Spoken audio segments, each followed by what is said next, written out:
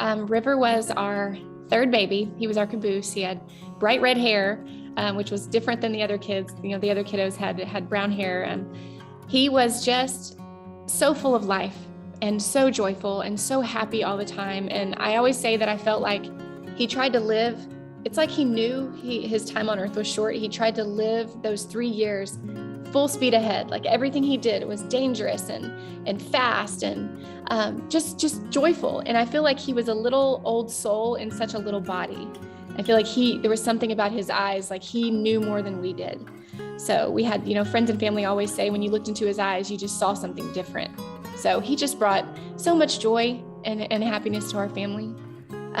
We were in the hospital for 3 days. He passed away from a drowning accident in our home. And I felt the Lord place on me to bring up organ donation. And whenever they told us that he had no chance of survival, I actually brought it up to my husband. And I think I caught him off guard because I don't know that was nothing that we had ever talked about before, but it was something that I always knew I wanted to do for me.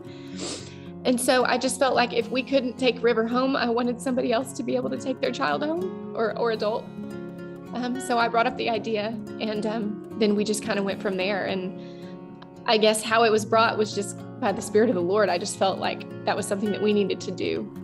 Well, he loved superheroes just like his bigger brother. And he always just had such a caring, giving spirit. Like if I was ever upset or his brother or sister were upset, he was the first one to run over and hug them and say, it's okay, and pat their heads or like if we would joke, like we would play monsters and I would act like I was scared, he would always say, I gotcha.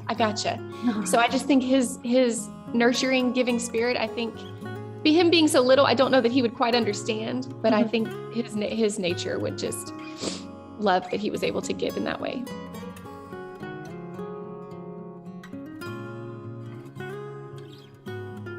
They understand it. I was actually just showing them the medal, the little donor medal. And my son Lincoln said, look, that's River's hand giving life to somebody else. So they understand.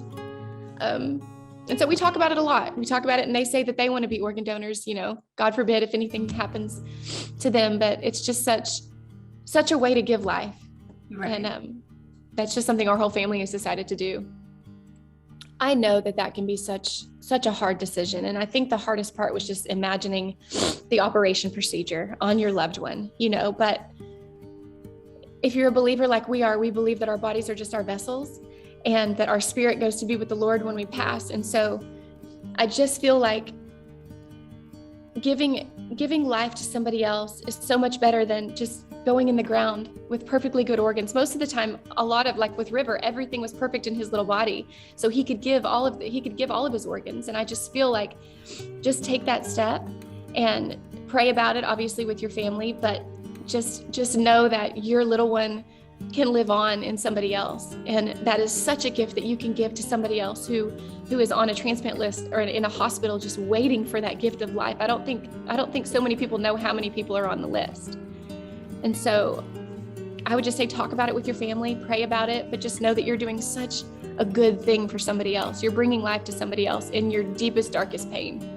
It's been really neat to hear people say, I never thought about organ donation, but now that I've seen your story, it's something that I want to do going forward. So it's really neat that in our pain, it has encouraged others to make that hard decision for themselves. And we have a close relationship with somebody who bought our old home that we moved from, and he actually just received a new heart.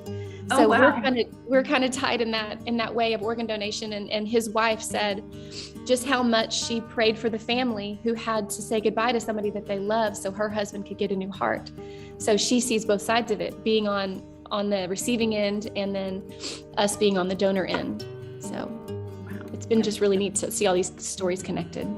I just want to say the whole process, as hard as it was, we felt such a peace about what we were doing, and Tosa and everybody there was so kind. And I actually ended up knowing a lady that helped us in the process. She was one of my old neighbors. Oh. And so having that familiar face come in, and everybody was just so patient with us and asked us, questions so delicately. You guys all handled it so well. And we just have, as hard of a time as we had with our decision and what we had to do, we had a peace about it. So I just want to thank you guys for that.